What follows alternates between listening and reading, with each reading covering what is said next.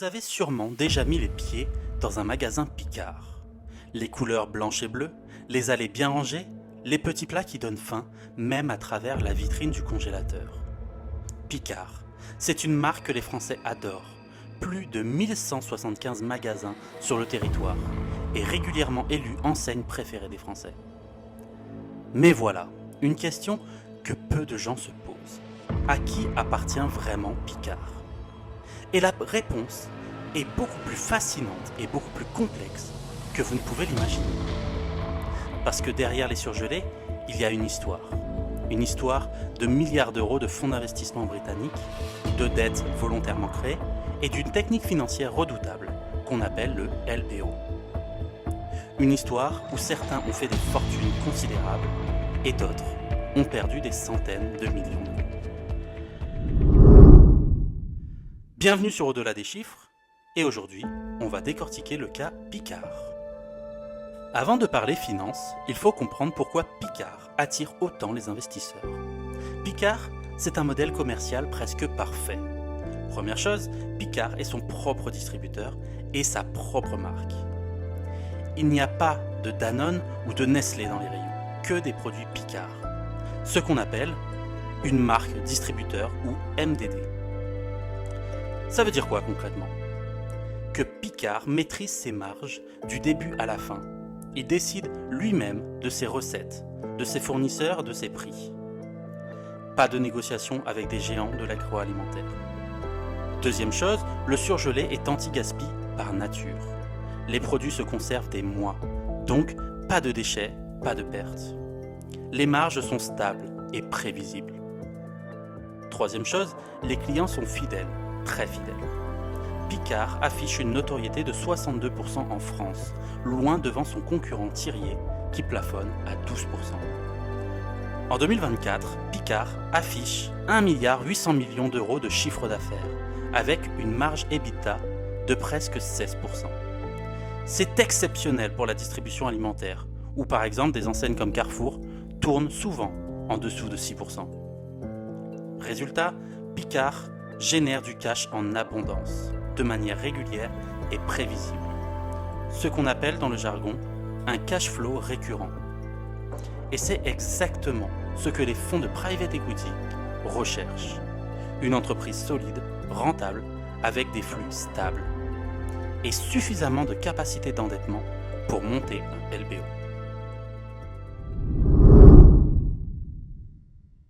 Tout d'abord, le LBO c'est quoi ?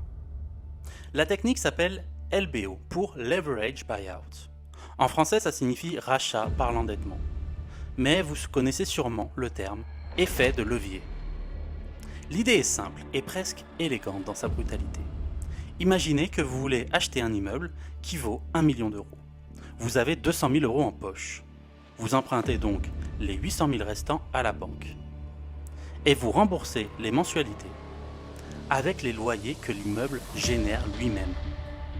Le LBO, c'est exactement ça, mais avec une entreprise. Un fonds d'investissement veut racheter une société. Il apporte une partie de l'argent lui-même, disons 30%, et il emprunte le reste, parfois jusqu'à 70-80% du prix d'achat. Ensuite, et c'est là que ça devient intéressant, ce n'est pas le fonds qui rembourse la dette, c'est l'entreprise rachetée elle-même avec ses propres bénéfices. Vous achetez une boîte avec l'argent de la banque. Vous faites payer la boîte pour rembourser la banque et vous déboursez le minimum. Et au bout de 4 à 7 ans, en général, vous revendez la société, idéalement plus cher. Vous remboursez la dette restante et vous empochez la plus-value. C'est l'effet de levier. Mais il existe une variante encore plus agressive qu'on appelle le dividende recapitalisation ou dividende récap. C'est là que l'histoire de Picard devient vraiment édifiante, et on va y revenir en détail.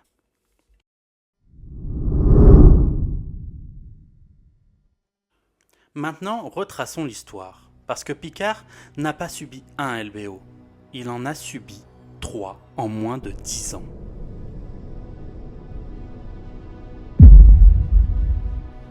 L'histoire commence en 1994.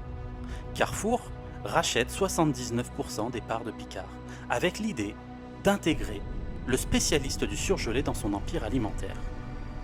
Malheureusement, ça ne fonctionne pas vraiment. Et en 2001, Carrefour décide de revendre au prix de 920 millions d'euros, soit 330 millions d'euros de plus-value pour Carrefour. L'acheteur est un consortium mené par le fonds britannique Candover. Il apporte environ 30% en fonds propres et le reste est financé par de la dette. C'est donc le premier LBO. Candover développe l'enseigne, ouvre des magasins et en 2004, après seulement 3 ans, il est déjà temps de revendre.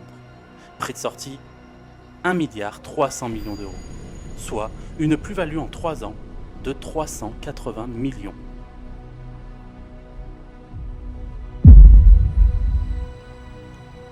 Le repreneur, BC Partners, sort 200 millions d'euros de sa poche et emprunte 1,1 milliard en dette. C'est donc le deuxième LBO. Sous BC Partners, Picard continue de se développer, mais la pression de la dette se fait ressentir par les salariés, avec des horaires élargis sans compensation, des gels de promotion. En 2007, le PDG Xavier Dessel, dernier membre de la famille fondatrice à diriger l'entreprise, est évincé. Pour la première fois depuis 1973, Picard n'est plus dirigé par un membre de la famille Dessel. En 2010, BC Partners revend à Lyon Capital pour un montant de 1,5 milliard, réalisant donc une plus-value de plus de 200 millions d'euros. Et c'est à l'arrivée de Lyon Capital pour le troisième LBO que l'histoire prend une tournure beaucoup plus sombre.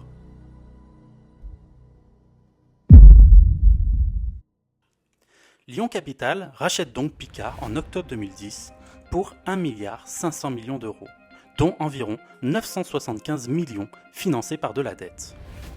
Première observation importante, sous Lyon Capital, la croissance de Picard est décevante. En 2010, le chiffre d'affaires est à 1,1 milliard. En 2014, 4 ans plus tard, 1,4 milliard. Une progression modeste sur un marché pourtant porteur. La marge tourne autour de 10%. Ce n'est pas mauvais, mais ce n'est pas non plus la transformation spectaculaire qu'on attendrait d'un fonds qui prend les commandes avec un projet de création de valeur. Pourquoi ? Parce que l'attention de Lyon Capital n'est pas vraiment tournée vers la croissance opérationnelle. Elle est tournée vers l'extraction de cash. Et pour ça, ils vont utiliser une technique en 2 temps. Tout d'abord, en juillet 2015, Lyon Capital monte sa première grande opération de dividende récap. Picard s'endette de 790 millions d'euros supplémentaires, ce qui fait bondir sa dette de 88%, et utilise 602 millions pour verser un dividende exceptionnel à ses actionnaires. Et là, il y a un détail qui mérite qu'on s'y arrête. Parce qu'en juillet 2015, il y a justement un nouvel actionnaire qui entre au capital, Arista, un grand groupe suisse de boulangerie industrielle. Arista rachète 49% de Picard à Lyon Capital pour 447 millions d'euros, avec l'ambition de devenir majoritaire plus tard. Ce que ça veut dire, concrètement, sur les 602 millions de dividendes versés lors de ce récap, environ 307 millions vont à Lyon Capital et environ 295 millions reviennent à Arista. En d'autres termes, Arista récupère 295 millions de dividendes avec l'argent qu'elle vient de placer dans Picard. Mais ces 295 millions sortent du bilan de Picard. C'est de l'argent que l'entreprise va devoir rembourser. L'agence de notation Fitch qualifie publiquement cette stratégie d'agressive et parle d'un faible engagement en capital de la part de Lyon Capital. C'est une formulation sévère de la part d'une institution qui choisit ses mots avec soin. Ensuite, dans un second temps, en avril 2021, Lyon Capital tente une deuxième opération de dividende récap. Cette fois, les ambitions sont démesurées. 1,710 milliard d'euros visés. Sauf que le marché n'est pas au rendez-vous. Le marché des obligations à haut rendement européen, ce qu'on appelle le marché high yield, se retrouve gelé à ce moment-là. Les investisseurs ne veulent pas acheter et l'opération est donc retirée. C'est un échec rare et visible. Lyon Capital avait voulu extraire plus de 1,7 milliard. Ils repartent donc bredouille. Et enfin, 3 mois plus tard, en juillet 2021, Lyon Capital revient avec une opération plus modeste. Picard vient de traverser une année 2020 exceptionnelle grâce au Covid. Les confinements ont dopé les ventes de surgelés de 15%, portant l'EBITDA à 317,8 millions d'euros. Le bilan est au plus haut, et ça, Lyon Capital l'a bien compris, et il compte bien en profiter. Cette fois, 274 millions d'euros sont extraits via un dividende récap. C'est le premier bond dit SLL, Sustainability Linked Loan de Picard. C'est une obligation bon de Picard, c'est-à-dire une obligation dont le taux d'intérêt est indexé sur des critères environnementaux. Un habillage moderne pour une opération d'extraction de cash très classique. Selon Fitch, cette opération n'augmente la dette nette de Picard que d'environ 150 millions d'euros, le reste ayant été compensé par les flux de trésorerie générés. C'est la moins agressive des deux opérations réussies de dividende récap. Au total, sur 2 opérations réussies, Lyon Capital aura extrait 876 millions d'euros de dividendes de Picard, et ce, avant même de revendre ses parts. 876 millions d'euros extraits en 2 récaps, plus la plus-value réalisée à la revente, Lyon Capital repart donc très largement gagnant. Revenons maintenant sur Arista, parce que leur trajectoire dans ce dossier est édifiante. Arista entre dans le capital en juillet 2015 pour 447 millions d'euros, simultanément au premier dividende récap. Le groupe suisse a des grandes ambitions, prendre le contrôle de Picard et en faire un actif stratégique dans le surgelé haut de gamme. Sauf que le contexte dans lequel Arista achète est catastrophique pour eux. L'entreprise qu'ils rachètent vient littéralement d'augmenter sa dette de 88%. Le bilan est alourdi. Et Arista, qui a aussi ses propres problèmes opérationnels, se retrouve rapidement en difficulté financière. Dès 2018, le groupe suisse doit opérer un grand ménage. Un nouveau management, cession d'actifs non stratégiques, et Picard en fait partie. En 2019, Arista vend 43% de Picard à la famille Zouari pour un montant de 156 millions d'euros. Pour rappel, elle avait payé 447 millions 4 ans plus tôt. En comptant les dividendes perçus sur la période, dont les 295 millions du premier récap, Arista estime récupérer environ 247 millions d'euros au total sur cet investissement, soit une perte nette de l'ordre de 200 millions. La Banque cantonale de Zurich anticipe une correction de valeur comptable de 300 millions d'euros dans les comptes d'Arista. Un analyste résume bien la situation à l'époque. La destruction de valeur en 4 ans est énorme, sans parler de l'accaparement de l'attention de la direction. Lyon Capital, lui, sort en 2024, après 14 ans. Il a encaissé 876 millions d'euros de dividendes et il a vendu ses parts restantes à Zouari. Il laisse donc une entreprise avec 1,7 milliard de dettes. Lyon Capital, qui est entré pour rappel à 1,5 milliard en 2010, ressort avec 876 millions de dividendes récap, une plus-value à la vente à Arista et une plus-value à la vente à la famille Zouari. Elle réalise donc une plus-value sur cette opération. Arista, à contrario, entre à 447 millions et sort à 156 millions, avec une perte d'environ 200 millions.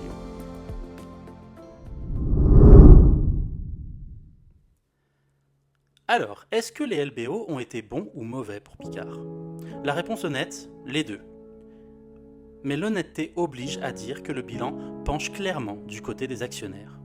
Du côté positif, sous les différents fonds, Picard est passé de 300 à plus de 1175 magasins. La marque s'est renforcée, les produits se sont diversifiés et l'entreprise a tenu. Mais sous Lyon Capital en particulier, la croissance opérationnelle a été modeste. Le chiffre d'affaires n'a pas explosé. La marge n'a pas transformé l'entreprise.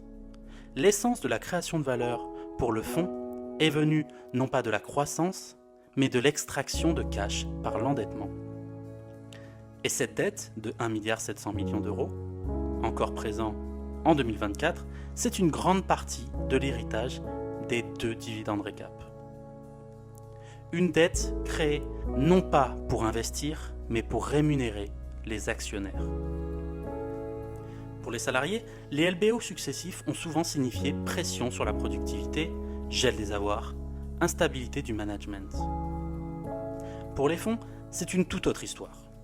Candover réalise une plus-value de 380 millions d'euros. BC Partners également se retrouve avec une plus-value de plus de 200 millions d'euros. Lyon Capital, avec toutes ses dividendes récap et les plus-values de cession, se retrouve également avec une plus-value. Et c'est ça le paradoxe du LBO, appliqué à une entreprise aussi solide que Picard. La technique peut générer des rendements spectaculaires pour les investisseurs, tout en fragilisant le bilan de l'entreprise pour des années.